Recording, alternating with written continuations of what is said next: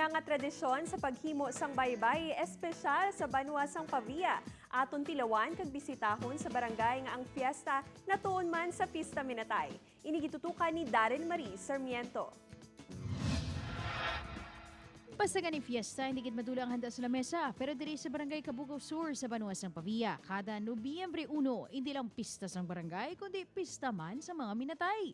Gani, hindi gid madula ang kakanin sa ilang mga handa. Antes ang pandemya, ang mga nagapangayaw para mamiesta, hindi gid kompleto ang panginaon kung wala sang pangyam-is nga baybayi. Barangay Cabugao Sur sa Banwasang Pavia, November 1 is like a celebration ng fiesta, no? In honor of Nuestra Señora del Santo Rosario.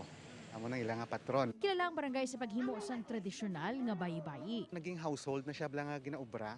So iban lang way lang gid siya nga commercially produced, no? Nga ginalibod nila or ginabaligya gid siya. Pero sila da sa mga kabalayan nila may tagsa-tagsa na sila, not everybody pero damo na sila ga obra nga ginaluto lang nila every November 1 or magfiesta minatay kita.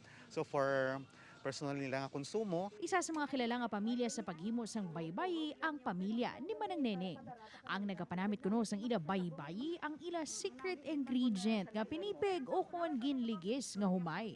Agod mapanimahuan ang makagalanyat nga aroma sang baybayi san lagun anay ang pinipig. Dapugan mo gid ang nami na nga hamot. Ti amura mo dahag amon pilipig amon baybay kun may makatilaw lang. Nagakan nga ano balik sa dagat. Sunod nga galingon ini kaupod ang lupi, i-mix ang tanan nga ingredient kag bayuhon ready na ang manamit nga baybayi. Bigan inamon ma-lesson siya kay ti pandemic.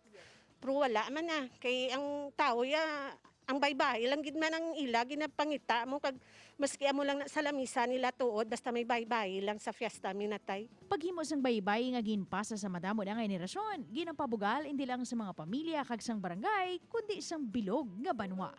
Upod kay Hans Desierto, Darren Marie Sarmiento, One West Visayas.